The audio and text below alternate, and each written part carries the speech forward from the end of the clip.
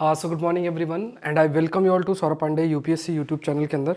So if you are preparing for civil service examination इस channel से ज़रूर से जुड़ें और स्टार्ट करते हैं। आज के जितने भी टॉपिक्स हैं उनको डिस्कस करते हैं। आज के जो टॉपिक्स हैं let's see. First topic is about international negotiation on plastic pollution. ये ऑलरेडी हमने डिस्कस किया हुआ है। ठीक है, first is about international negotiation. तो कुछ पॉइंट्स डिस्कस करेंगे, इसका डिटेल ऑलरेडी डिस्कस किया है। ठीक है, भोपाल गैस ट्रेजेडी के कंटेक्स्ट में थोड़ा से पॉइंट्स देखेंगे। Marine carbon dioxide removal, in short में इसको याद रखना, MCDR। तो this is again important topic environment के कंटेक्स्ट में। Shock diamonds in supersonic flights, ये नया कंसेप्ट है। ठीक है, बहुत ही नया कंसेप्ट है। The Sombrero Galaxy M104, aortic stenosis science tech का टॉपिक है। और फिर साउंड वेव्स को विल ट्राई टू अंडरस्टैंड। और फिर जो मेंस का क्वेश्चन है दैट विल बी देयर। अच्छा, क्वेश्चन मैं नहीं फ्रेम कर पाया, चलो आज क्वेश्चन नहीं फ्रेम हो पाया, आई विल अपलोड, है ना। तो आप अपने आंसर लिखते रहो और आप मुझसे कनेक्ट कर सकते हो। नंबर है, मैसेज आपको करना है, कोई क्वेरी है आपकी। ये टेलीग्राम चैनल है जहाँ पे अपने आंसर्स आप लोग अपलोड कर सकते हैं। आंसर राइटिंग प्रोग्राम है आपका आकलन प्लस पे, ये चल रहा है सैटरडे से, ऑलरेडी अपलोड हो चुका है। ठीक है, ये ध्यान में रखना है कि ऑलरेडी सैटरडे से चीज़ें अपलोड हो चुकी हैं। तो अगर आप अभी तक वेट कर रहे हैं तो वेट नहीं करना है ज़्यादा। ठीक है, दिस इज़ इम्पॉर्टेंट। तो सैटरडे से ऑलरेडी मतलब अपलोड है, मतलब आप आंसर अपलोड कर सकते हो। थीम मैंने बता रखा है आप लोग को आकलन के अंदर, तो इसमें भी ऑफ चल रहा है। अगर आप नहीं ज्वाइन किया तो आप लोग ज्वाइन कर सकते हैं। मतलब आपको देखना पड़ेगा ऑफ है कि नहीं, एक बार मुझे भी चेक करना पड़ेगा। फिर उसके बाद देखो थीम्स देख लो। बॉर्डर मैनेजमेंट और इंटरनल सिक्योरिटी से रिलेटेड मैंने क्वेश्चन दिए हैं पहली वीक के। नेक्स्ट वीक आपके इंटरनेशनल रिलेशन के आएंगे, फिर इथिक्स इंटीग्रिटी, या अपना प्लान कर लेना। इथिक्स इंटीग्रिटी और इनका सेपरेट कोर्स भी है, तो आप चाहो तो उनसे पढ़ लो। अगर आपने कहीं से पढ़ रखा है तो उसके बेसिस में आप अपना जो आंसर्स हैं वो आप पोस्ट करते जाओ। आंसर का इवेल्युएशन मेरे द्वारा ही किया जाएगा। सारे कोर्सेज ज्वाइन करने के लिए saurabpande.upsc.com पे आपको जाना है और इसमें जाना है और यहाँ से आप लोग ज्वाइन कर सकते हो ऑल कोर्सेज में क्लिक करके। स्टार्ट करते हैं। Plastic treaty negotiation fail with countries. और ये देखो, ये जो है ये बहुत इंपॉर्टेंट एस्पेक्ट है, इस पर बहुत प्रश्न आएंगे। अभी नेगोशिएशन चल ही रहा है, तो उसके बाद जैसे ही ये ख़त्म आपका होगा उसके बाद बहुत ही डिटेल के अंदर आर्टिकल्स भी आएंगे। ऑलरेडी कई सारे आर्टिकल्स आ चुके हैं, हमने ऑलरेडी डिस्कस किया। कंटेंट रिपीट हो रहा है, बहुत सारी चीज़ें रिपीट हो रही हैं। अगर आप अपने पहले के नोट्स देखेंगे तो उस पर यू विल अंडरस्टैंड कि काफ़ी सारी चीज़ें ऑलरेडी वी हैव डिस्कस्ड। तो प्लास्टिक ट्रीटी नेगोशिएशंस जो हैं ये फेल हैं with country split over the production cut. देखो ये ज़रूरी है, इस पर जो मतलब एक माइंडसेट है, प्लास्टिक पॉल्यूशन एक मैटर ऑफ कंसर्न है। प्लास्टिक पोल्यूशन अगर देखोगे तो यही जो प्लास्टिक है ये आसानी से बायोडिग्रेडेबल नहीं है। मीन्स अगर एक बार एनवायरनमेंट में एंटर करेगा तो बहुत समय तक ये एनवायरनमेंट के अंदर ही प्रेजेंट रहेगा एंड इट्स वेरी डिफिकल्ट कि आप उसको रिमूव कर सको। ये छोटे फॉर्म में कन्वर्ट हो जाएगा। हो सकता है आपकी आइज़ में विजिबल ना हो, आपको पहले बड़ी पन्नी दिख रही है, बट उसके बहुत ही छोटे फॉर्म में means it's get converted into microplastic and the form of microplastic ये प्रेजेंट है आपका। अगर in the form of microplastic ये आपकी प्रेजेंट है, if it is present in that context, अगर ये प्रेजेंट है तो वो चाहे तो एक्वेटिक लाइफ को अफेक्ट कर सकता है, प्लांट्स के अंदर जो है वो एंटर कर सकता है। हो सकता है कि उसके बहुत ही जो छोटे मॉलिक्यूल्स हैं वो प्लांट्स के अंदर एंटर करके और मतलब उसका जो प्रोडक्शन प्रोसेस है प्लांट का, फिर वो ऐड ऑन हो जाए जब हम उस प्लांट के किसी प्रोडक्ट को कंज्यूम करते हैं। तो बहुत सारे ऐसे कंसर्न जो है वो रेस किए जा रहे हैं और इसका काम क्या है। अगर इसको रोकना है तो सबसे इंपॉर्टेंट चीज़ हाईलाइट की कि जो प्लास्टिक पोल्यूशन उसको रिड्यूस करना पड़ेगा। प्लास्टिक पोल्यूशन को आपको अगर रिड्यूस करना है तो प्लास्टिक के प्रोडक्शन को रिड्यूस करना पड़ेगा। प्रोडक्शन को रिड्यूस करना है तो आपके पास अल्टरनेटिव टेक्नोलॉजी का ज़रूरत पड़ेगी। डेवलपिंग सोसाइटी में देखोगे तो प्लास्टिक का बहुत अधिक उपयोग है। एकदम से अगर आप उसके प्रोडक्शन को रोकेंगे या बैन करेंगे it will have a negative impact. तो ये एक कंसर्न जो है वो आपकी रेस की जा रही है। बहुत सारे आर्गूमेंट्स इसमें ऑलरेडी हम लोगों ने डिस्कस कर रखे हैं। ठीक है, इफ़ यू ऑल रिमेंबर। तो यहाँ पे पहली चीज़ तो आपको याद रखना है कि लगभग 170 देश हैं आपके, 117 कंट्रीज़ हैं। भूटान, साउथ अमेरिका, इसकी ज्योग्राफी थोड़ा रीड करना, मैं भी कवर करूँगा किसी दिन। और यहाँ पे अभी मीटिंग लगातार आपकी चल भी रही है। यहाँ पे कुछ डिसअपॉइंटमेंट और ये सब मतलब ये सब तो चलो न्यूज़पेपर से चीज़ें हैं। अब यहाँ पे कहा क्या गया है कि अगर जो ज़्यादातर जो देश हैं कुछ देश जो हैं जिसमें मतलब डेवलपिंग कंट्रीज हैं, उनका कहना है कि cutting plastic production while other oppose due to economic implication and trade restrictions. तो यहाँ पे देखो कुछ तो एक ओपिनियन जो कुछ का है वो ये कह रहे हैं कि देखो जो प्लास्टिक का प्रोडक्शन है उसको आपको रिड्यूस करना है। दूसरे का कहना ये है कि अगर हम ऐसा करेंगे तो इसका आर्थिक इम्प्लीकेशन भी होगा और ट्रेड रिस्ट्रिक्शंस भी होंगे, व्यापार भी इससे काफ़ी अधिक अफेक्ट होगा। इसमें कुछ देश हैं जैसे सऊदी अरेबिया है, इंडिया है, ये रेजिस्ट कर रहे हैं कि लाइक आप क्या इसमें हाईलाइट किया गया कि जो भी नए प्लास्टिक पॉलीमर्स हैं, इन्हीं प्लास्टिक पॉलीमर्स के माध्यम से जो प्लास्टिक आपकी बनती है, तो बहुत सारे जो प्लास्टिक पॉलीमर्स हैं इनके नए प्रोडक्शन प्रोसेस को रिड्यूस किया जा सके, इनको धीरे धीरे आपको रिड्यूस करना है, ये चीज़ की गई जिसको अपोज किया गया सऊदी अरेबिया और भारत के द्वारा इसको अपोज आपका किया गया। ईयू के जो रिप्रेजेंटेटिव हैं उन्होंने कहा कि प्रोग्रेस नहीं हो रहा है। कुवैत ने कहा कि कई सारे इकोनॉमिक एजेंडा की वजह से चीज़ें रीच नहीं हो रही हैं। तो अगर हम इसको डिवाइड करें तो दो व्यूज़ हैं। कुछ देश कह रहे हैं कि देखो इकोनॉमिक इम्प्लीकेशन हो सकता है, कुछ देश कह रहे हैं कि मतलब अपोज कर रहे हैं उसको कि हमारा भी डेवलपमेंट राइट्स है।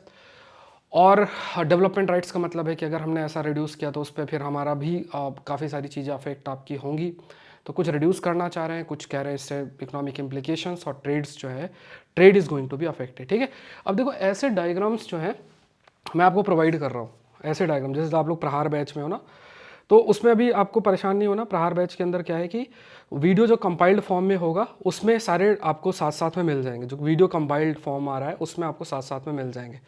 तो ये ध्यान में रखना है, बिकॉज अगर आप ऐसे फटाफट रिवाइज कर लोगे, जो माइंड मैप्स मैं आपको शो कर रहा हूँ तो वो भी मैं आई एम वर्किंग कि जितना भी कंटेंट है उसको छोटे छोटे माइंड मैप्स में कन्वर्ट किया जाए कि आपके सामने जो है वीडियो चल रहा है और पैरेलली माइंड मैप है, सामने आपने माइंड मैप का प्रिंट आउट ले रखा है और उसमें एक ही पेज है, चाहे वो 10 पेज 10-15 स्लाइड्स है, बट एक ही आपका माइंड मैप है। उसी माइंड मैप में फटाफट आपने किया और उसी में 2-3 पॉइंट्स जो भी इंपॉर्टेंट लगा लिख लिया, एक पेज में नोट्स बन गए। तो ये चीज़ें प्रोग्रेस है। और अगर आपको डिटेल देखना तो वीडियो पढ़ा हुआ है या डिटेल PDF पढ़ा है उससे देख लो, तो इससे आपका समय बचेगा। इस डायरेक्शन में मैं काम कर रहा हूँ। थोड़ा समय लगेगा, आपको थोड़ा समय देना पड़ेगा जो बच्चे ऑलरेडी कोर्स का हिस्सा हैं, तो उसमें I am working on it कि आपके सारे PDF को इस फॉर्मेट में कन्वर्ट। आप लास्ट के कुछ लेक्चर्स देखोगे तो उसमें जो मैंने कंपाइल्ड वीडियो हिंदू का डाला है सब्जेक्ट वाइज, और उसमें जो PDF डाला उसमें भी आप देखोगे A4 साइज़ में सारा कंटेंट है। पहले स्लाइड रहती थी, जो स्लाइड्स मोर देन 100 हो जाती थी, अब वही आप देखोगे 20 पेज में हो गया। अब और शॉर्ट में चीज़ें करने का आई एम ट्राइंग कि और छोटा शॉर्ट हो जाए, जिससे कि अगर आपको रीड करना है तो आपके पास डिटेल्ड PDF है, आप उसको देख लेना, वो कहीं नहीं जाएगा। लेकिन अगर आपको देखना है कि भाई मुझे याद कितना रखना, तो माइंड मैप से फटाफट आप रिवाइज कर लोगे। तो ये उद्देश्य है। और ये सब चीज़ें हम लोग जो करंट अफेयर्स का प्रहार बैच है जिसमें 2 इयर्स करंट अफेयर्स कवर हो रहा है, उसके अंदर ये चीज़ें डिटेल वे में काम हो रहा है। ठीक है, तो आपको सारा आउटपुट रिजल्ट दिसंबर एंड तक देखने को मिल जाएगा। मतलब आप फटाफट सारी कंटेंट आप फटाफट रिवाइज कर लोगे, या फिर जो पहले करंट अफेयर प्लस का हिस्सा उनके लिए भी सेम चीज़ है। नेक्स्ट देखते हैं 40 years after Bhopal gas tragedy. तो बस इसमें ये ध्यान में रखना कि जो भोपाल गैस ट्रेजिडी आपकी हुई थी उसमें जो गैस थी वो कौन सी थी, यू ऑल रिमेंबर है ना। तो इसमें आपको ध्यान में रखना है कि दैट इज़ लीक कहाँ हुई थी, यूनियन कार्बाइड पेस्टिसाइड प्लांट में हुई थी, जिसमें मिथाइल आइसोसाइनेट जो है ये आपका रिलीज़ हुआ था एटमॉस्फेयर में, और बहुत सारे लोग इससे आपके अफेक्ट होंगे। अब इसमें देखो एक जैसे, अब ये चलो एक इन्फॉर्मेशन, अब आप UPSC एस्पिरेंट हो, तो अगर if you are UPSC aspirant तो आपका थॉट प्रोसेस इसमें क्या जाना चाहिए, आपका थॉट प्रोसेस जाना चाहिए यार इसको मैं कहाँ लिख सकता हूँ। तो यहाँ पे आप हाईलाइट कर सकते हो कि कोई भी इंडस्ट्री होती है ना, कोई भी इंडस्ट्री जब आप सेट करते हो तो उससे क्या क्या चैलेंजेस होते हैं, प्लस इंडस्ट्री का इथिकल एस्पेक्ट भी बहुत मैटर करता है। तो इथिकल एस्पेक्ट पर जब आप चर्चा करते हो तो इंडस्ट्रीज जो सेट की जाती हैं, या आप मानो कि कोई फैक्ट्री है और इन सब के जो मालिक हैं they have also big responsibility, उस चीज़ को उनको कैसे कैरी करना है वो थोड़ा सा इंपॉर्टेंट बनता है। तो उसमें आप ये हाईलाइट कर सकते हो कि अगर नेग्लिजेंस आपका कंडक्ट किया जाता है तो कैसे लॉस ऑफ लाइफ हो सकता है। ऐसे बहुत सारी हजार्डस इंडस्ट्रीज़ ऑलरेडी इंडिया के अंदर है। डेवलपिंग देशों में आप देखोगे तो इनकी मात्रा बहुत अधिक है, बहुत डिफरेंट पॉल्यूटेंट्स वो रिलीज़ करते हैं जिनका इतना जल्दी पता नहीं चलता है, बट यही पॉल्यूटेंट जब इंडस्ट्री से निकलते हैं तो आसपास के खेतों को डैमेज करते हैं। खेतों में जो गंदा पानी जाएगा उससे जो प्लांट्स होते हैं वो प्लांट्स में पानी जाएगा, वो प्लांट्स के फूड प्रोडक्ट में कंटेंट प्रेजेंट होगा, हम खाएंगे, हमारे शरीर में जाएगा। तो ऐसा बहुत सारी चीज़ें हैं। मान लो लेदर इंडस्ट्री है, बहुत दुनिया भर की इंडस्ट्री, फार्मास्यूटिकल से रिलेटेड कई इंडस्ट्रीज़ हैं, तो इनसे काफ़ी अधिक अफेक्ट होता है। तो हमारी ही जिम्मेदारी होती है, मतलब इन द सेंस कि जो इंडस्ट्रीज़ के मालिक हैं they have to take this responsibility कि ऐसा नहीं है कि सिर्फ वो प्रॉफिट की बेसिस पर कार्य करें, they have the social responsibility also at the same point of time उनको कदम उठाना चाहिए जिससे कि उनके द्वारा प्रोडक्शन के प्रोसेस में ना एनवायरनमेंट पोल्यूट हो, ना आप कह सकते हो कि ऐसे कोई भी पॉल्यूटेंट्स निकले जो कि इंसान को भी अफेक्ट कर सके, इकोसिस्टम को अफेक्ट कर सके या बायोडाइवर्सिटी को डैमेज कर सके। ये बहुत मैटर करता है, जिससे बहुत लॉन्ग टर्म व्यू की ज़रूरत आपकी पड़ती है, एक सोच की ज़रूरत पड़ती है। तो इस पर आप ये एग्जांपल जो है भोपाल गैस ट्रेजेडी के कंटेक्स्ट में आप मेंशन कर सकते हो, ठीक है। नेक्स्ट देखते हैं, आज का एक टॉपिक इंपॉर्टेंट है जो काफ़ी हाईलाइट वो है, that is in our fight against climate change. In our fight against climate change could the seas turns the Tide.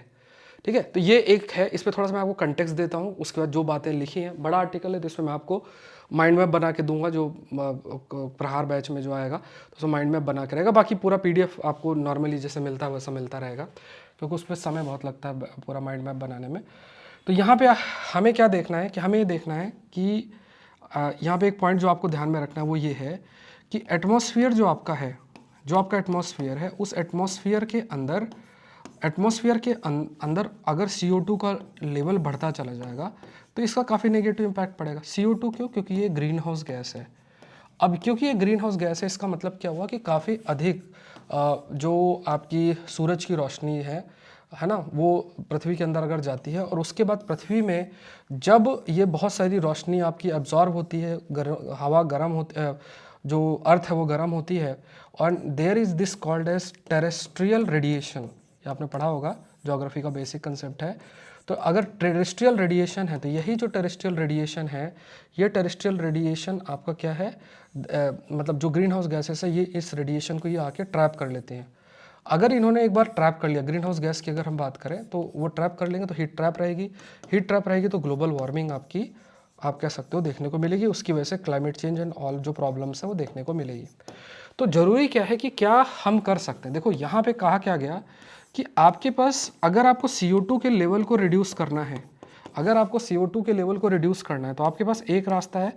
कई डेवलपमेंट्स आप जो है लैंड में कर रहे हो, जैसे आप एफॉरेस्टेशन कर रहे हो, पेड़ लगाए जा रहे हैं, कार्बन स्टोरेज के लिए जो कैपेसिटी है उसको डेवलप हम कर रहे हैं कि जो भी कार्बन है उसको रिलीज़ हो रहा है उसकी जगह कहीं ज़मीन में स्टोर कर लें। इसमें आर्टिकल में कहा गया कि आप जो है समुद्र के अंदर कई चीज़ें की जा सकती हैं, जैसे मान लो एल्गीज प्रेजेंट हैं या फाइटोप्लैंक्टन्स आपके प्रेजेंट हैं। अगर इनका लेवल ज़्यादा होता है तो अगर इनका लेवल प्रेजेंट है तो they are going to use CO2। क्यों? किस प्रोसेस के लिए? That we call it as photosynthesis process के लिए वो आपका इस्तेमाल करेंगी। They are going to use under photosynthesis process. तो इससे क्या एटमॉस्फेयर में मौजूद जो CO2 है उसका लेवल रिड्यूस होगा। तो हम सिर्फ लैंड बेस्ड अप्रोच तो ठीक है, सी बेस्ड अप्रोच की तरफ भी जा सकते हैं CO2 के लेवल को अगर हमें रिड्यूस करना है। मतलब ये एक आइडिया जो है ये आपका इसमें हाईलाइट आपका किया गया। अब यहाँ पे देखा जाए, यहाँ पे जो टर्म है जो कि आपको नया मिलेगा ज्योग्राफी के कंटेक्स्ट, एनवायरनमेंट कंटेक्स्ट में देखोगे तो जो टर्म है वो आपको नया मिल रहा है, और वो टर्म कह रहा है that is marine carbon dioxide removal. Short form में याद रखना है, दैट इज़ MCDR। ठीक है, marine carbon dioxide removal, short में हम इसको MCDR बोलते हैं। अब इसमें क्या फोकस क्या है कि जो ओशन की capacity for carbon capture as a complementary strategy to emissions reduce है। तो कार्बन डाइऑक्साइड रिमूवल की अगर बात किया जाए, मैराइन कार्बन डाइऑक्साइड रिमूवल का कंसेप्ट क्या है कि आप समुद्र में जो भी मौजूद चीज़ें हैं उनका इस्तेमाल कर रहे हो, किस चीज़ के लिए? कार्बन डाइऑक्साइड को रिमूव करने के लिए। अब जैसे मैंने आपको बताया, अब यहाँ पे लगातार लैंड वर्सेस ओशियन फोकस, मतलब जनरली हमारा सारा जो अप्रोच है वो लैंड बेस्ड सॉल्यूशन की तरफ है। अब हमें क्या है, ओशन और सी की जो है उसके तर्ज में हमें देखना पड़ेगा कि क्या हम उनका इस्तेमाल कर सकते हैं एटमॉस्फेयर में मौजूद जो भी CO2 का लेवल है उसको अगर हमें रिड्यूस करना है, क्या हम उसमें कुछ चीज़ें कर सकते हैं, आगे और भी डिस्कस करेंगे। जैसे कंसेप्ट है डीप वाटर कार्बन कैप्चर, जिसमें जो डीप वाटर बॉडीज़ हैं वो कार्बन एटमॉस्फेरिक जो कार्बन है उसको रिमूव करते हैं। ठीक है, तो यहाँ पे इंपॉर्टेंट आप ये ध्यान में रखना, समझना इसको, हम कहते हैं डीप वाटर कार्बन कैप्चर। तो डीप वाटर कार्बन, ये प्रीलिम्स में फैक्ट आपका बन सकता है। तो डीप वाटर कार्बन कैप्चर एक मेथड है, उसमें क्या है कि जो लाइक डीप वाटर जो बॉडीज़ हैं, जो बहुत गहरी बॉडीज़ हैं, वो एटमॉस्फेयर में मौजूद CO2 के लेवल को रिड्यूस कर सकती है। कैसे? CO2 को नीचे ट्रांसफ़र करके, और they will combine with the minerals and they will combine with the minerals और किसी और फॉर्म में वो कन्वर्ट हो जाएंगे। मतलब एटमॉस्फेयर में मौजूद CO2 का लेवल रिड्यूस होगा और जो वो कन्वर्ट किसी मिनरल फॉर्म में कन्वर्ट हो जाएंगी, और कन्वर्ट होने के बाद क्योंकि मिनरल फॉर्म में किसी वो कन्वर्ट हो जाएंगी, they will be converted in some mineral form, तो अपने आप एटमॉस्फेयर से जो CO2 का लेवल है that is going to reduce. तो एक टर्म आपको देखना है कि डीप वाटर कार्बन कैप्चर कैसे काम करता है। कई फैक्टर्स, एबायोटिक मतलब लाइफ से रिलेटेड, है ना, बायोटिक और एबायोटिक, है ना। तो बायोटिक मतलब लाइफ से रिलेटेड, एबायोटिक जिसमें लाइफ प्रेजेंट नहीं है। तो बायोटिक में जैसे मान लो मैनग्रोव्स है, माइक्रो एल्गीज है, ये कार्बन सिक्वेस्ट्रेशन मतलब कार्बन कैप्चर में रोल प्ले कर सकते हैं।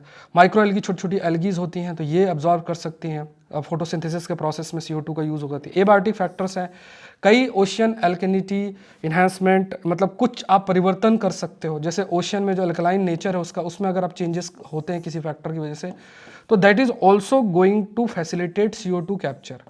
ठीक है, CO2 कैप्चर की तरफ जाएगा कि वो CO2 को कैप्चर करके अपने आप समुद्रों के अंदर जो क्योंकि CO2 अगर पानी से साथ कंबाइन होगा तो वो एसिडिक फॉर्म में कन्वर्ट होगा। अगर आप किसी फैक्टर की वजह से अल्कलाइन कर रहे हो, लाइक सैलिनिटी इन्हांसमेंट, मतलब अल्कलिनिटी जो है अगर आप इन्हांस कर रहे हो, अल्कलाइन नेचर या बेसिक नेचर इन्हांस कर रहे हो, तो उसके लिए उसमें भी फिर जो भी CO2 ऐड ऑन होगा दैट विल मतलब वो भी एक फैसिलिटेट होगा। CO2 अगर ऐड ऑन होगा तो वाटर के साथ कंबाइन करके एसिडिक नेचर वाटर का इंक्रीज होगा और वो दोनों चीज़ें एक दूसरे को बैलेंस करेंगी। तो एक चीज़ आपको क्या आपने समझा, एक तो डीप वाटर कार्बन कैप्चर आपने समझा, दूसरा मैराइन कार्बन डाइऑक्साइड रिमूवल का कंसेप्ट जो है वो आपने समझा। ठीक है, ये फैक्ट्स आपको याद रखना है। यहाँ बार बार एक चीज़ जो हाईलाइट किया जा रहा है वो क्या है, कार्बन सिक्वेस्ट्रेशन पोटेंशियल, मतलब कार्बन जो आपका सिक्वेस्ट्रेशन शब्द, जैसे मान लो एक छोटा एग्जांपल लो कि अगर एक पेड़ अगर आप देखते हो और उसकी पत्ती को देखोगे, पत्ती में मौजूद जो स्टोमेटा है, ठीक है, मैं आपको इसको बता देता हूँ कि जैसे फॉर एग्जांपल कि अगर आप देखोगे तो पत्ती है, ये सपोज करो ये आपकी पत्ती है और इस पत्ती में मौजूद जो ये स्टोमेटा है, ये आपका स्टोमेटा है, ये स्टोमेटा के माध्यम से गैस फॉर्म में चीज़ें निकलती और आती हैं। ठीक है, तो जैसे मान लो इसी स्टोमेटा के माध्यम से CO2 जो है वो एब्जॉर्ब किया जाता है, लिया जाता है, और प्लांट्स जो है उसको आपका फोटोसिंथेसिस के प्रोसेस में इस्तेमाल करती है। कॉमन सी चीज़ें जो आपने पढ़ा होगा। अब ये जो प्रोसेस है, ठीक है, क्योंकि देखो CO2 एटमॉस्फेयर में मौजूद है और प्लांट उसको यूज़ कर रहा है, तो एटलीस्ट CO2 का लेवल जो है वो रिड्यूस हो रहा है। तो ये जो ऐसी जो चीज़ें होती हैं इसे हम कार्बन सिक्वेस्ट्रेशन बोलते हैं। जो बायोटिक फैक्टर्स हैं वो आपका 1 बिलियन टन एनुअली है, लेस देन है। सिक्वेस्टर्स की बात करें, एबायोटिक की बात करें, वो 1 to 22 billion ton per year है। मतलब अगर आपसे पूछा जाए कि बायोटिक मतलब जिसमें लाइफ है, एबायोटिक जैसे मान लो आपने समुद्र की एल्कलिनिटी इन्हांसमेंट कर दिया, तो ये दोनों चीज़ें आप कह सकते हो, दोनों में अगर कंपेयर करते हो एबायोटिक फैक्टर का ज़्यादा कंट्रीब्यूशन है, तो ये चीज़ हम कर सकते हैं। अब अगर चैलेंज देखा जाए एबायोटिक टेक्निक में, तो यहाँ पे क्या है कि कई सारे मतलब एक तो एनर्जी की ज़रूरत बहुत अधिक होगा, कई सारे उसमें रेगुलेशंस है, क्योंकि रहेगा कि अगर आप कुछ चेंजेस कर रहे हो तो उसका ओवरऑल इम्पैक्ट क्या पड़ेगा, तो उसका एक डर भी है। कई सारे मतलब अगर हम ऐसा करेंगे तो इससे ये हो जाएगा, आप प्रकृति के साथ खेल रहे हो, ऐसा कुछ कई चीज़ें आएंगी, क्योंकि आपको जो फैक्टर्स हैं उन फैक्टर्स में बदलाव करने पड़ेंगे, चेंजेस जो हैं वो आपको करने पड़ेंगे। तो ये एक है। तो यहाँ पे क्या है कि हमें ज़रूरी लेना, मतलब स्टेप हमें लेना ज़रूरी, क्योंकि हमें जो टेम्परेचर है उस टेम्परेचर को रिड्यूस करना 1.5 डिग्री सेल्सियस के नीचे हमें लेकर आना। अगर हमें ये रिड्यूस करना है ओवरऑल जो प्री इंडस्ट्रियल लेवल से अगर हम कंपेयर करें, तो अगर हमें इसको रिड्यूस करना है तो हमें ऐसे जो एबायोटिक चीज़ें हैं उस पर भी फोकस करना पड़ेगा। अगर हमने नहीं किया तो it will have its own challenges, because अगर टेम्परेचर लगातार बढ़ता चला जाएगा तो इसका काफ़ी अधिक इफेक्ट होगा। ठीक है, ग्लोबल वार्मिंग और ये बहुत सारी चीज़ें जो हैं वो आपको देखने को मिलेंगी, और कई सारे इवेंट्स आपको देखने को मिलेंगे। जैसे आर्टिक ब्लू ओशन इवेंट की बात अगर करोगे, हॉट हाउस अर्थ की बात करोगे, ये टर्म्स मैंने पढ़ा रखे हैं, हॉट हाउस अर्थ की अगर बात करोगे, या फिर एटलांटिफिकेशन जो है उसकी बात करोगे। ठीक है, एटलांटिफिकेशन। आज थोड़ा सा बहुत ज़्यादा कोल्ड हो रखा है, ठीक है, थोड़ा अगर बोलने में कुछ इशू आ रहा होगा तो मुझे आई होप समझ में आपको ज़रूर से आ रहा होगा। तो ये कुछ पॉइंट्स आपको ध्यान में रखना है। उसके बाद देखते हैं कि यहाँ पे बहुत, जैसे अगर हम प्रॉमिस ऑफ एम मतलब मैराइन कार्बन डाइऑक्साइड रिमूवल की तरफ बात करें तो इसका ह्यूज पोटेंशियल है। सबसे इंपॉर्टेंट चीज़ इसमें कहा गया कि it has a huge potential. अभी जैसे हमने देखा कि इसके पास काफ़ी, क्योंकि समुद्र में आप कुछ चेंजेस करके और फिर कार्बन कैप्चरिंग की तरफ फोकस कर रहे हो। अब इसमें जैसे आयरन फर्टिलाइजेशन क्या कंसेप्ट आपका, technique like ocean iron fertilization जैसी चीज़ें कर सकते हो। मतलब जो आयरन फर्टिलाइजेशन का मतलब आप जो आयरन है या दूसरे जो कंपोनेंट्स है समुद्र के अंदर बढ़ाओगे, जब समुद्र के अंदर इन चीज़ों को बढ़ाओगे सो इससे क्या होगा कि मतलब बहुत सारी जो न्यूट्रिएंट्स हैं अगर समुद्र के पानी में अवेलेबल होंगे तो बहुत सारी जो माइक्रो एल्गीज हैं उनका ग्रोथ बहुत अधिक होगा। अब अगर ये ग्रोथ बहुत अधिक हो जाएगा तो इसका नेगेटिव इम्पैक्ट भी एनवायरनमेंट में पड़ेगा। ऑल्दो बहुत अधिक ये माइक्रो एल्गीज हैं तो ये फोटोसिंथेसिस के प्रोसेस के माध्यम से जो कार्बन कैप्चरिंग है उस पर काफ़ी मदद करेंगी, कार्बन डाइऑक्साइड के लेवल को रिड्यूस करने में मदद करेंगी। क्यों? क्योंकि जो मौजूद एटमॉस्फेयर में CO2 का लेवल है उसको ये रिड्यूस करेंगे। क्यों? Because they are going to use it for preparing food. तो ये कुछ फैक्ट्स आपको थोड़ा सा ध्यान में रखना है। तो यहाँ पे कहा गया कि जो MCDR है ये रिप्लेस नहीं कर सकता फॉसिल फ्यूल को, जो रिड्यूस आपको करना है वो तो करना ही है। जैसे अब इसमें कुछ डायग्राम्स आपके हाईलाइट किए गए हैं, ऐसे बहुत सारी चीज़ें, जैसे मान लो गैस रिजर्व्स हैं ये giga ton of carbon dioxide, oil reserves में इतना giga of carbon dioxide, permafrost में इतना है। अगर ये मान लो मतलब अगर ये परमाफ्रॉस्ट मतलब जो आपका लैंड एरिया उसके ऊपर जो आपका मौजूद बर्फ़ है लगभग 2 ईयर्स तक अगर बर्फ़ हो परमाफ्रॉस्ट में कन्वर्ट हो जाएगा। तो ये जो 1400 गीगा टन है, 1400 गीगा टन जो आपका का है ना, 1400 गीगा टन की अगर आप बात करोगे तो इसमें मौजूद जो है ना, तो ये बर्फ़ अगर पिघलेगी तो ये CO2 का लेवल रिड्यूस होगा। कहा जाता है कि अगर ये बर्फ़ पिघलने लग जाए जैसे साइबेरिया और इन सब में है तो CO2 बहुत तेज़ी से बढ़ेगी और इससे फिर बहुत अधिक जो अर्थ का टेम्परेचर है वो आपका बढ़ेगा। सॉइल में देखा जाए तो वहाँ भी काफ़ी अधिक है, फिर उसके बाद कोस्ट में इतना है, ये आप देख सकते हो। इसको कंपैरिजन थोड़ा सा आप खुद रीड कर लेना PDF से। तो बहुत सारे ऐसी चीज़ें हैं, मतलब अगर हम कदम उठाते हैं तो जो CO2 का लेवल एक मतलब बहुत सारी जैसे मतलब बर्फ़ है, बर्फ़ में भी बहुत सारी जैसे मीथेन है, ग्लेशियर्स में आप देखोगे तो मीथेन, दूसरे गैस जो है ऑलरेडी प्रेजेंट है। अगर बर्फ़ पिघलेगी, ग्लेशियर्स पिघलेंगे तो धीरे धीरे वो जो ग्रीन हाउस गैसेस आपकी रिड्यूस मतलब इंक्रीज़ होंगी। अगर वो इंक्रीज़ होती हैं तो they are also going to affect, क्यों कैसे ग्लोबल वार्मिंग के लिए वो भी रिस्पॉन्सिबल आपका होगा। तो ये कंपैरिजन थोड़ा सा आप देख सकते हो इससे, ठीक है, ये ध्यान में रखना है। ये मैप के माध्यम से आप इसको फटाफट देख लो। क्वेश्चन देखो ये क्वेश्चंस जो है आपको दिए जाते हैं तो इसको थोड़ा सीरियसली लेना है।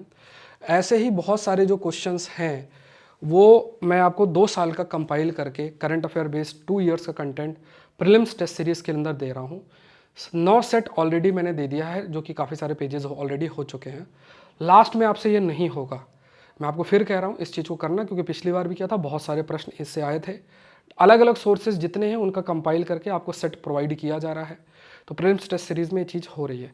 टेस्ट सीरीज़ तो है ही, लेकिन अब वो हर जगह जो टेस्ट सीरीज़ है मैं वैसा नहीं कर रहा हूँ। आपको एक स्टडी मटेरियल प्रोवाइड करके एटलीस्ट आप एक सोर्स हो वहाँ से चीज़ें करो। ऐसे रैंडम क्वेश्चन दे के फिर डीमोटिवेट होकर कोई फ़ायदा नहीं है। लगभग 30 टेस्ट हैं, 10 फुल लेंथ टेस्ट है, बाकी सेक्शनल टेस्ट है। मतलब उसमें मैं आपको सिलेबस बता देता हूँ 2-3 दिन पहले, उसको आपको अटेम्प्ट करना है, जैसे 8 टेस्ट था। और साथ में ऐसे क्वेश्चंस 2 ईयर्स के जो है वो कवर करना है। ये हाई लेवल क्वेश्चंस है, बहुत सारे टॉपिक्स आपको रिपीटेड मिल जाएंगे UPSC के एग्जाम में। जैसे पिछली बार मैंने PT 730 के जो लॉन्च करके आपको सेट प्रोवाइड किया था, लास्ट में मैंने फिर कहा आपसे नहीं होगा, आप शॉर्टकट देखोगे और फिर वो आपको इश्यूज फेस करने पड़ेंगे। फिलहाल आप देखो आपका लेवल क्या है, ये टॉपिक मैंने ऑलरेडी पढ़ा रखा है ना, तो बताओ। With reference to the Moir material, consider the following statement. A Moir material formed by twisting 2 layers of tungsten diselenide by a small angle, creating a unique electronic structure with a flat energy bands, driven by strong electron-proton interaction and half band filling it exhibit a semiconductor capacity. ये आपको बताना है incorrect इसमें से क्या है। अब ये देखो UPSC का लेवल है, ठीक है, ये ध्यान में रखना। ऐसे टॉपिक्स जो हैं वो UPSC के लेवल के कंटेक्स्ट में होते हैं। अगर आपने अभी तक UPSC का ट्रेंड और लेवल नहीं समझा है तो इसका ज़रूरी है कि उस ट्रेंड को समझो। जहाँ से भी पढ़ते हो, जैसे भी पढ़ते हो, ये देखो कि जो भी आपने ज्ञान अर्जित किया है उसके बेसिस में क्या आप UPSC के क्वेश्चंस को टच कर पा रहे हो कि नहीं कर पा रहे हो। देखो वो पुराना कहानी लगातार चलती जा रही है, हर साल मैं बताता भी हूँ, लेकिन आप ये देखोगे कि अभी भी हम वही पुराने ढल्ले वाली पढ़ाई कर रहे हैं। अगर हमें नए तरीके में रीच करना है तो बहुत इंपॉर्टेंट है कि नए ट्रेंड को समझना, जिसमें आप अपने स्टैटिक पार्ट की कुछ किताबें जो भी सोर्सेस उनको कंप्लीट करें, कुछ NCERT है उनको कंप्लीट करें, और उसके बाद न्यूज़पेपर बेस्ड करंट अफेयर्स पे फोकस करना है। कोई कंपाइलेशन और ये सब जो मार्केट में आते हैं साल भर के, वो कोई काम नहीं आएंगे। अगर आपको इस चीज़ को जज करना है, आप जाओ, जाके पेपर को देख, कंपाइलेशन देख लो, और जो है उसको देख लो आप, क्या कहते हैं, क्वेश्चंस जो हैं उसको देख लो, और कंपैरिजन आप कर सकते हो। ठीक है, तो ये बहुत बहुत मैटर करता है कि एक सोर्स आप जो है वो आपको न्यूज़पेपर बेस्ड चीज़ें पढ़ना पड़ेगा। कई लोग जो सिलेक्टेड है, हो सकता है उन्होंने आपको ये ज्ञान भी दिया हो कि नहीं नहीं एक ये कंपाइलेशन कर लो, वो एक कंपाइलेशन कर लो। अब वो बोलने का उनका क्या रीज़न आई डोंट नो, लेकिन देखो सिंपल सी चीज़ें हैं। आपको एक पॉइंट बस आपको देखना है कि एक न्यूज़पेपर बेस्ड चीज़ें आपको लेकर चलनी पड़ेंगी। ये प्रीलिम्स के लिए भी मैटर करता है और मेंस के लिए भी मैटर जो है वो करता है। अगर कंपाइलेशन से क्वेश्चंस आ रहे होते तो इतने कम कट ऑफ नहीं जाती और सब लोग बहुत अच्छा करते। ये आप मानकर चलो, सब लोग पढ़ते हैं वो जो मार्केट में कंपाइलेशन आज के समय में आता है। एक बार आया था, कट ऑफ बहुत हाई गई थी। तो इस चीज़ को अगर आपने समझ लिया तो इट्स फाइन, अगर नहीं समझा तो फिर वो फेलियर का रीज़न बन सकता है। बाकी देखो लक का भी है, आप बहुत एक्सपर्टीज़ आपने प्रीलिम्स दे दे के अचीव कर ली है, तो फिर एलिमिनेशन ट्रिक्स और PIQs करके और कुछ चीज़ें करके वो आपका निकल जाएगा। तो इसका मतलब ये नहीं कि फुल प्रूफ आप अगली बार भी निकलोगे।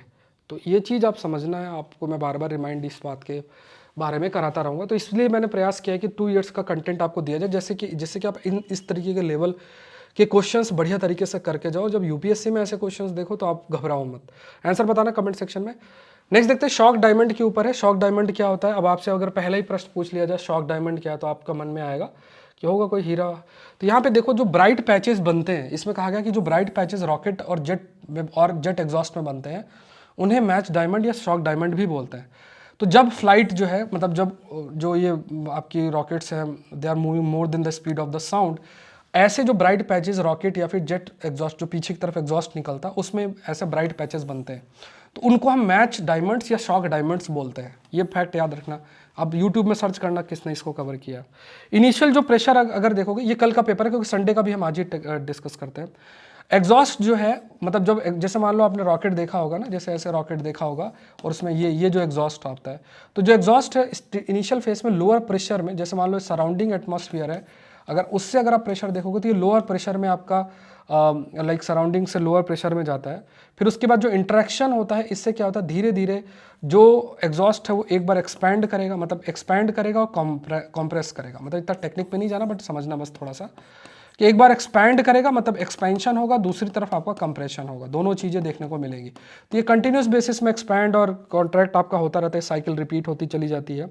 और धीरे धीरे जब तक एटमॉस्फेयर के प्रेशर से अलाइन नहीं हो जाता तब तक ये साइकिल चलती रहती है, मतलब इंटरेक्शन चलता रहता है, एक्सपैंड कंप्रेशन जो है आपका चलता रहता है। तो ये जो होता है, इसकी वजह से आप कह सकते हो कि जो शॉक डायमंड या मैच डायमंड फॉर्म देखने को मिलता है। ठीक है, तो इसमें कई चीज़ें हैं कि जैसे हायर प्रेशर जो है फिर टेम्परेचर को बढ़ा देगा, फिर फ्यूल जलेगा, फिर उसके बाद ब्राइट स्पॉट्स क्रिएट होंगे, शॉक डायमंड्स और ये सब आपके क्रिएट होंगे। तो इसमें बहुत ही टेक्निकली चीज़ें समझा रखी हैं। ठीक है, तो आप चाहो तो इसको देख सकते हो।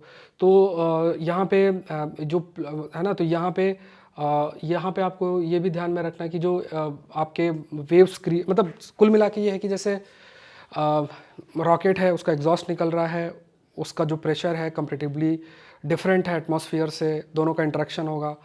आउटर एटमॉस्फेयर और उसका दोनों का इंटरेक्शन होगा। एक्सपेंशन कंप्रेशन और एक्सपेंशन कंप्रेशन होगा।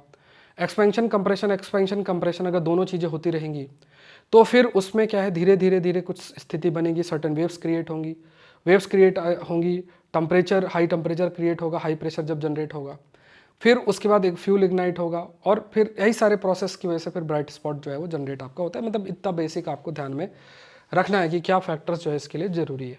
ठीक है, नेक्स्ट देख लेते हैं द सोम्बेरियो गैलेक्सी M104। तो आपको ये ध्यान में रखना, आपसे पूछा जाए कि M104 क्या है, तो ये एक गैलेक्सी है। ये बेसिकली विर्गो कॉन्स्टलेशन मतलब ग्रुप ऑफ स्टार्स है, उसे कॉन्स्टलेशन बोलते हैं। तो ये लगभग 28 मिलियन लाइट ईयर से अर्थ से ये आपका लोकेटेड। तो थोड़े फैक्ट्स आपको ध्यान में रखना है। नेक्स्ट देख लेते हैं, यहाँ पे देख लो, ये ब्लू टिट करके है, ये यूरोपियन बर्ड है। अब देखो ये UPSC की नज़रें आपको देखनी पड़ेंगी। मैंने आपको क्या बताया कि UPSC की नज़रें अगर आपने नहीं डेवलप की, ट्रेंड नहीं समझा, सोर्स नहीं समझा, और एक चीज़ को बढ़िया तरीके से आपने नहीं किया, तो आप ये मानकर चलो कि या आप बहुत सारी चीज़ें करना चाहते हो तो भी नहीं हो पाएगा। तो आपको देखना है कि आपको स्टैटिक और कंटेम्प्रेरी एस्पेक्ट का एक अच्छा सा कॉम्बिनेशन लेकर चलना है। इस चीज़ को अब शायद बहुत बाद में लोग रियलाइज़ करते हैं, क्योंकि देखो इनिशियल कहीं भी कोचिंग करोगे, लाख 4 लाख जहाँ भी फीस लगेगी, तो हिस्ट्री ज्योग्राफी पॉलिटी वही चलता रहता है, साल 1.5 साल 2 साल वही पढ़ाते रहते हैं। मेन कंटेंट में आपको बताऊँ 12 साढ़े 1200 उसको कोई टच नहीं करता है। जैसे ऑप्शनल हो गया 500 नंबर, इथिक्स हो गया, ऐसे हो गया, और भी पेपर 1 2 3 में देखोगे काफ़ी सारा कंटेंट है 200-250 नंबर का, जिसको लोग टच नहीं करते हैं। अगर आप इस गलती से ग्रसित हो तो आप मानकर चलो बहुत बड़ी दिक्कत मेंस में होगी। तो इसलिए ज़रूरी क्या है कि सिलेबस में हर चीज़ जो मौजूद है मेंस का उसको कवर करना, और प्रीलिम्स के रीसेंट ट्रेंड में जो आप और ट्रेडिशनल सब्जेक्ट्स है उसको पढ़ना ही है, न्यूज़पेपर बेस्ड चीज़ें वो करनी है, साथ में PYQs जो है अच्छे से करना है, और जो कुछ सब्जेक्ट्स हैं साइंस एंड टेक्नोलॉजी, ज्योग्राफी के डायनेमिक आस्पेक्ट, एनवायरनमेंट के डायनेमिक आस्पेक्ट, एग्रीकल्चर, IR, ठीक है, कुछ मिसलिनियस आस्पेक्ट है, इन पर अगर आप ध्यान नहीं देते, क्योंकि लगभग 40-45% क्वेश्चंस आजकल प्रीलिम्स में इन एरियाज से देखने को मिल रहे हैं। तो अगर आप इनको टच नहीं कर रहे हो और एक्सपेक्टिंग कि मैं इसमें अच्छा कर सकूं, तो थोड़ा सा मुश्किल हो जाता है, क्योंकि जिन ट्रेडिशनल सब्जेक्ट्स को आप टारगेट पूरा कर रहे हो उसमें ठीक है एक लेवल तक आपने पढ़ लिया तो आप इजी से मॉडरेट लेवल के क्वेश्चन कर दोगे, बट उसमें भी ये लोग डिफिकल्ट का लेवल का क्वेश्चन अगर डाल देंगे उनको आप हैंडल नहीं कर पाओगे, और दूसरे एरिया को अगर आपने फोकस नहीं किया हुआ है तो ईजी क्वेश्चन भी आप नहीं कर पाओगे। अगर मैंने आपको साइंस टेक भी अच्छे से करवाने का प्रयास किया, आप ध्यान ही नहीं दे रहे, कौन पढ़ता है साइंस टेक, कहेंगे अरे कौन पढ़ता है, क्वेश्चंस का लेवल बहुत हाई है, बहुत ज़्यादा आ रहे हैं, और आप नहीं समझ रहे, 15-18 क्वेश्चन आपको देखने को मिल रहा है और आपसे 2 भी नहीं हो रहे, तो सिलेक्शन नहीं होगा। बहुत ही सिंपल सी बात है। तो इन चीज़ों को ध्यान में रखना है कि जो रिसेंट ट्रेंड में फोकस्ड सब्जेक्ट्स हैं, क्योंकि इंडियन फॉरेस्ट सर्विस का साथ में होता है, अगर आप इस चीज़ को समझ लें और सारी चीज़ों को अच्छा समय दें तो आपके लिए हेल्पफुल रहेगा, ये बहुत इंपॉर्टेंट। और इस बार मैंने प्लान भी कुछ किया है, प्रीलिम्स के लिए नया बैच भी आपका जल्दी से आएगा जिसमें हम लोग स्टैटिक पार्ट भी डिस्कस करेंगे। तो यहाँ देखते हैं ब्लू टिट्स के बारे में देखते हैं। तो ब्लू टिट क्या है, ये इसको साइंटिफिकली साइनिस्टस कैरुलियस शब्द इसके लिए बोलते हैं, ठीक है। तो यहाँ पे ये मतलब कुल मिला के ये बर्ड है, यूरोपियन बर्ड है, जैसे यहाँ पे देखोगे ना ब्लू कलर की है इसको। तो अगर आपसे पूछा रिसेंटली ब्लू टिट न्यूज़ में था तो ये क्या है, तो आपको ध्यान में रखना है ये एक बर्ड है, यूरोप और पार्ट ऑफ एशिया में पाई जाती है, और ये मतलब ये ऐसा है कि ऊपर की तरफ ये मतलब नीलकंठ तो नहीं है कहीं इसको, जैसे हमारे यहाँ भी अगर आप देखोगे पहले बचपन में देखने को मिलता था कि जो तालाब होता था ना, नीलकंठ अगर आपने देखा होगा ऊपर, अब तो देखने को ही नहीं मिलती, पता नहीं आप लोगों ने देखा हो, कमेंट सेक्शन में था, वो ऊपर ऐसे ऐसे ऐसे हिलती रहती है, ठीक है। नीचे देखेगी मछली या जो भी देखती है, जैसे ही देखेगी फट से नीचे जाएगी, डूबेगी, पकड़ के फिर ले जाएगी, या फिर वो खेलती रहती है ऐसे ही करके, ठीक है। मतलब ऐसे हैंग करेगी एक जगह पे और अपने फूड को एक्सेस करेगी, जहाँ उसको मिलेगा फिर वो उसको शुरू कर देगी, मतलब उसको टारगेट करेगी। तो ये ध्यान में रखना है। ठीक है, आर्टिफिशियल नेट बॉक्सेस की बात की गई। Blue tits play role in ecosystem, जैसे इंसेक्ट पॉपुलेशन को कंट्रोल करने में महत्वपूर्ण रोल प्ले करते हैं, ठीक है। नेक्स्ट देखो, ये H5N1 एक न्यूज़ है। H5N1 जो ये आपका वायरस है, इन्फ्लुएंजा वायरस है, एवियन इन्फ्लुएंजा वायरस, मतलब ये बर्ड्स को अफेक्ट करता है। कुछ केसेस देखने को मिले हैं, कहा जा रहा है कि ये वायरस अपने आप को म्यूटेट कर रहा है, and there is a possibility कि ह्यूमन टू ह्यूमन भी ये ट्रांसमिट हो सकता है, जो कि मैटर ऑफ कंसर्न है। मतलब जनरली क्या होता है, ज़्यादातर जो वायरस है आपके कहते हैं, अगर वो ह्यूमन को इन्फेक्ट करेंगे तो फिर वो दूसरे ह्यूमन को जाएंगे, बट अगर किसी दूसरे जीव को अफेक्ट कर रहे हैं, एवियन इन्फ्लुएंजा वायरस H5N1, तो वो ह्यूमन को अफेक्ट नहीं करता है, या ह्यूमन से दूसरे ह्यूमन में ट्रांसमिशन नहीं होता है। वायरस अपने आप को बदल रहे हैं। अब बदलने की वजह से क्या है कि अगर बर्ड से इंसान में गया, इंसान से दूसरे इंसान में ट्रांसमिट हो सकता है, जो कि इसके कुछ क्लेड बताओ कमेंट सेक्शन में क्या होता है, बहुत बार डिस्कस किया, तो ये पॉइंट्स ध्यान में रखना है, ठीक है। नेक्स्ट देखते हैं कॉमन हार्ट वॉल, ये प्रीलिम्स से रिलेटेड पॉइंट्स हैं, ठीक है। तो इसमें एक टर्म आप बस इतना याद रखो, बाकी चीज़ें नहीं, बाकी आप चाहो तो रीड कर लेना, ठीक है। तो यहाँ पे आप देख लो, दैट इज़ एओर्टिक स्टेनोसिस, ठीक है। यहाँ पे क्या है कि मतलब आप ये कह सकते हो जो ब्लड आपका मूव करता है उसमें कई धमनियाँ होती, मतलब जो ब्लड मूव करेगा उसमें कुछ एक वॉल्व भी कई जगह पे होती है। तो यहाँ पे आपके पास क्या है, तो ये जो आयोरेटिक वॉल्व होती है उसकी नर्विंग हो जाती है। जैसे मान लो पानी आपका पाइप से जा रहा है, पानी कहीं से पाइप हल्का सा मुड़ गया तो पानी रुक जाएगा, ऐसे ब्लड फ्लो कर रहा है, और ये वॉल्व अगर थोड़ी नैरो होगी तो ब्लड का फ्लो अफेक्ट होगा। अब ब्लड का फ्लो अफेक्ट होगा तो आपको पता है इसका क्या इम्पैक्ट पड़ेगा। तो यहाँ पे ये चीज़ हाईलाइट आपकी की गई है, दैट इज़ आयोरेटिक स्टेनोसिस। ये क्या है, आयोरेटिक वॉल्व ओपनिंग जो है आपकी, उसकी नर्विंग की वजह से ये फैक्ट आपको देखने को मिला है। अब इसमें फिर बहुत सारी चीज़ें हैं, आपको कदम उठाने हैं, ट्रीटमेंट ऑप्शन में मेडिकेशन, लाइफस्टाइल चेंजेस, ये सब करने पड़ेंगे। नेक्स्ट देखते हैं, ये साउंड से रिलेटेड है। अब इसमें मैंने सिर्फ ये जो पॉइंट है, ये वाला पॉइंट ये हमारे लिए इंपॉर्टेंट है, बाकी चीज़ें तो चलो कॉमन सेंस है। तो यहाँ पे ये वाला थोड़ा सा आप ये याद रख लेना कि पहली चीज़ तो देखो साउंड की इंटेंसिटी डेसिबल में नापी जाती है। दूसरा आप ये याद रखना कि जो हियरिंग की थ्रेशोल्ड 0 डेसिबल, 30 डेसिबल विस्पर कोई करता है, 60 डेसिबल नॉर्मल कन्वर्सेशन है, 140 डेसिबल फायर क्रैकर्स में इंटेंसिटी है, ठीक है। तो डेसिबल यूनिट है साउंड से रिलेटेड। नेक्स्ट देखते हैं कुकुम्बर स्क्विरिट, ठीक है, स्क्विरिटिंग कुकुम्बर। देखो ऐसे टॉपिक्स आप पिछली बार भी देखोगे तो बहुत सारे प्रश्न मैंने आपको शो कर रखे पहले के। अगर आप वीडियो देख लो जो पिछली बार 24 के प्रीलिम्स था, उसमें मैंने स्क्रीनशॉट दिखाया था कि ऐसे ही जो टॉपिक्स डिस्कस करते इससे भी इन्होंने 2 क्वेश्चंस पूछे हुए हैं। ठीक है, सही कोई थाइल कुछ ऐसे करके कोई क्वेश्चन था, एग्जैक्टली याद नहीं आ रहा। तो इन चीज़ों को ईजी मत लेना, ठीक है। यहाँ कंटेंट आपको कहीं नहीं मिलेगा, जब क्वेश्चन आ जाएगा तो लोग यही कहेंगे यूपीएससी आउट ऑफ सिलेबस पूछ रही है। यूपीएससी ऐसा कुछ भी नहीं कर रही। हम लोग आउट ऑफ सिलेबस पढ़ते हैं, फिर उस जो चीज़ें सोर्सेस उसके डिफाइंड है वहाँ से आप नहीं पढ़ रहे हो तो आपको लगेगा आउट ऑफ सिलेबस है, ठीक है। आप चाहते हो कि कोई जो इधर उधर का मटेरियल मिल रहा है वहीं से पूछे, तो वहाँ से उनको थोड़े ना यूपीएससी को पढ़िए कि वो तो ऑथेंटिक सोर्सेज से पूछेंगे ना। जैसे वो बुक्स जो डिफाइंड कुछ बुक्स हैं वहाँ से प्रश्न बनाएंगे, फिर न्यूज़पेपर बेस्ड चीज़ें वहाँ से प्रश्न बनाएंगे। ऐसा नहीं कि वो किसी मैगजीन से कोई प्रश्न बनाएंगे, ऐसा तो वो नहीं करेंगे, ठीक है। तो इसलिए चीज़ों को अगर आप राइट सोर्सेस को पढ़ोगे, और आप न्यूज़पेपर को देखो ना, न्यूज़पेपर वाले इतना क्यों बदल रहे हैं अपने आप को। इन कॉमन आदमी को ये सब पढ़ने की क्या ज़रूरत है। आप जो ई पेपर है, नॉर्मल पेपर आएगा तो ठीक है, उसमें तो चलो नॉर्मल चीज़ है, बट जो ई पेपर आता है उस पर देखोगे तो देखो टेक्स्ट हो गया, एडिटोरियल हो गया, साइंस का स्पेशल इशू हो गया, आईआर का स्पेशल इशू, ये सब क्यों कर रहे हैं, उनको क्या पढ़िए। उनको पता है कि यार यहाँ से क्वेश्चंस फ्रेम हो रहे हैं, और इन्हीं में से लिखने वाले जो आर्टिकल वाले जो ऑथर्स होते हैं ना, वही मुझे लगता है क्वेश्चंस भी बनाते हैं यूपीएससी के लिए, काफ़ी सारे लोग, सब तो नहीं मैं कह रहा हूँ, ठीक है। क्योंकि यूनिवर्सिटी के टीचर्स बहुत ही रेयर होते हैं जो अपने आप को इतना अपडेट करें चीज़ों को लेके, ठीक है। तो पढ़ने वाले जो लोग हैं वो थोड़ा कम है इन कंपैरिजन टू, मतलब है ना, सब लोग का नहीं बट प्रपोर्शन आपको कम ही मिलेंगे। तो ये जो हाईली इंटेलेक्चुअल लोग होते हैं, आप कह सकते हो न्यूज़पेपर में चीज़ें लिखते रहते हैं, रिसर्च पब्लिश करते रहते हैं, तो वो क्वेश्चंस भी फ्रेम करने में उनका महत्वपूर्ण रोल जरूर से ज़रूर होगा। इसलिए चीज़ें मैच करती हैं न्यूज़पेपर में जो चीज़ें आ रही हैं और ये आ रही। तो आपने अगर इस चीज़ को नहीं पकड़ा तो आप मानकर चलो आप 10 साल लगा दो, नहीं निकलेगा, ठीक है। लक फैक्टर हम लोगों ने भी गलती की है, लक लक लक लक सब लोग करते रहे, लक ख़राब था ये था। मैडम आपको सिंपल सी बात बताऊँ, लक का प्रोपोर्शन बहुत ही कम है। राइट डिसीजन जितना आप लोगे ना, लक का फैक्टर कम होता जाएगा। गलत डिसीजन लोगे ना तो लक पर निर्भरता बढ़ती जाएगी, सिंपल सी बात है। और इसमें लक क्या चीज़ें डिसाइड करती है, जो चीज़ें एग्ज़ाम के लिए ज़रूरी है अगर आप वो कर रहे हो तो आपको लक का इतना ज़रूरत नहीं पड़ेगा। अगर आपकी राइटिंग स्किल अच्छी है, आप लिख रहे हो, तो फिर आपको लक का ज़रूरत नहीं पड़ेगा। राइट सोर्स पढ़ रहे हो, ऑप्शनल अच्छा कर रहे हो, है ना। ऐसा नहीं कि आपको सिर्फ एक सब्जेक्ट अच्छा लग रहा है वही आप पढ़ते जा रहे हो, या फिर अपने कंफर्ट जोन में कोई टीचर है जो कुछ भी पढ़ा रहा है उसकी तरफ आप जाते जा रहे हो और दूसरी तरफ नहीं जा रहे हो, अपनी नज़र हम इधर उधर नहीं देख रहे हैं। मतलब एक बहुत ही रैशनली सोच के देखना है। और इसके लिए जज क्या कैसे करना है, चीज़ों को देखो और देखो यूपीएससी के कंटेक्स्ट में जो चीज़ें पूछी जा रही हैं क्या क्या हम वैसा पढ़ाई कर रहे हैं कि नहीं कर रहे हैं, ठीक है, ये ध्यान में रखना। अब यहाँ पे देख लेते हैं, यहाँ पे एक स्क्विरिटिंग कोकुम्बर। स्क्विरिटिंग कोकुम्बर का मतलब क्या होता है कि कुकुम्बर आप सभी को पता है, तो इसका साइंटिफिक नेम देख लो। साइंटिफिक नेम नहीं पूछेगा बट थोड़ा सा आइडिया रख लेना। तो इसमें क्या होता है कि जब ये फ्रूट उसका राइप करता है तो इसमें क्या है कि हाई प्रेशर से, है ना, मतलब जैसे ये है और हाई प्रेशर से चीज़ें ओपन होंगी और हाई प्रेशर से जो है ये बीज निकलेंगे बैलिस्टिक, है ना, तो हाई प्रेशर से, और ये बीज इधर उधर जो है आपके चले जाएंगे, फिर यही बीज धीरे धीरे दूसरे पौधा बनाते हैं। तो स्क्विरिटिंग कुकुम्बर ये आपका, इनको हम कहते हैं, या इस पर कई भी सारी जो है आपकी रिसर्च और ये सब भी चल रही है। तो यहाँ पे क्या है कि ये जो फ्रूट है ये प्रेशर बिल्ड कैसे करता है, एक फ्लूइड होता है जिसको बोलते हैं म्यूसिलेजिनस फ्लूइड। म्यूसिलेजिनस फ्लूइड, ठीक है, ये फ्लूइड होता है एक प्रकार का।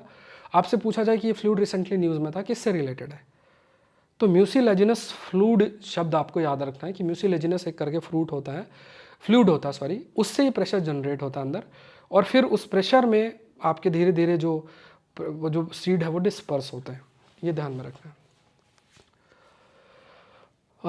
बाकी चीज़ें कॉमन सी ये देख लेना, ठीक है। तो आकलन सीरीज़ आप देख लेना, ऑफ़र का पता नहीं है कि नहीं, बट आप एक बार गो थ्रू हो जाना, कोई नंबर जो मैं देता हूँ वहाँ से आप पूछ सकते हो। और इसमें मैंने सैटरडे का आपको दे दिया है, आप में 1 ईयर के लिए अगर आप जोड़ते हो तो 200 आपके आंसर का इवेल्युएशन होगा, 5 1-to-1 सेशंस होंगे, 10 फुल लेंथ टेस्ट होंगे, 5 ऐसे आपके इवेल्युएशन होगा, ये ध्यान में रखना है। तो ये चीज़ें शुरू हो गई हैं, आपका अपना आंसर आप अपलोड कर सकते हो। ये पहले महीने की थीम्स हैं जो आपको पढ़ना है, IR, इथिक्स इंटीग्रिटी, ये सारी चीज़ें हैं आपको, मतलब इसमें मॉडल आंसर भी सबके दूंगा और साथ में आपका आंसर भी इवेल्युएशन होगा।